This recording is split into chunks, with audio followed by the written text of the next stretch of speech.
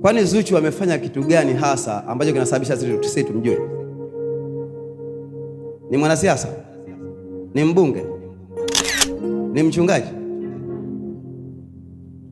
Anacheza tu na kuimba. Kwa hiyo kilichomjulisha yule mtu ajulikane ni kucheza na kuimba tu.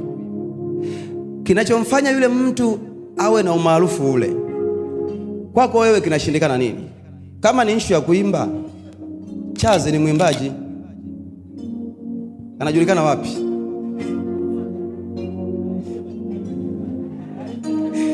Ni mwimbaji wewe. Umeelewa? Lakini Justin wa kwetu anaimbia wapi? Makao makuu. Nani kanisani amjui Justin? Sasa kuna gharama pia kwenye unapotaka kufanyaje kukuza jina lako. Hata kazini kwako kuna gharama ya kulikuza jina. Hapo patakuwa na KPI, performance yako itasababisha wewe promoted kufika kwenye kiwango cha jina lako. Watu tu ofisini wakitaja Amani, kila mtu anamjua Amani. Na ndio maana unaona kuna mahali ukifika wanasema fulani kaja, jamani, fulani kaja. Watu wanajua wakitaja jina lako. Jina lako limebaki nyumbani kwenu tu pale, ndugu yangu. Jina lako limebaki hapa kanisani. Hiyo kataa. Huyu baba ni tajiri wa fedha, ni tajiri wa dhahabu, ni tajiri wa mali. Lakini bado utajiri ule Mungu anamwambia kwamba anataka kukuza jina lako.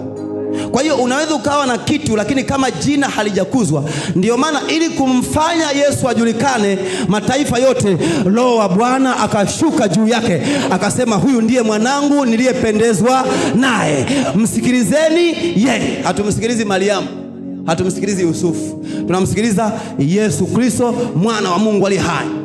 Amekuzwa jina. Ninaamuru jina lako likuzwe kwa jina la Yesu. Jina likuzwe, jina lako likuzwe popote. Kazini kwako jina likuzwe, kwenye biashara jina likuzwe kwa jina la Yesu. Haleluya. Ila kuna mtu anaweza kalifanya jina lako lisikue. Unapojaribu kutoka anasimama pale, yuko mbele. Unamkumbuka yule bwana anasema kwamba Bwana, mimi sina mtu wa kunitia birikani, nikitaka kushuka mtu mwingine huja mbele. Mtu mwingine huja mbele yake. Hao ndio wakufyeka kwa jina la Yesu. Hebu sema na wafyeka. Wapo wanaofanya mtu asikuzwe jina. Wapo. Usirelaxi. Amekutia usingizi huko hapa ndani unasinzia. Kwa sababu gani? Anajua ukisikiliza haya utasonga mbele. Kwa hiyo anasimama mbele. Isaya sura ya 6 mstari wa 1. Isaya sura ya 6 mstari wa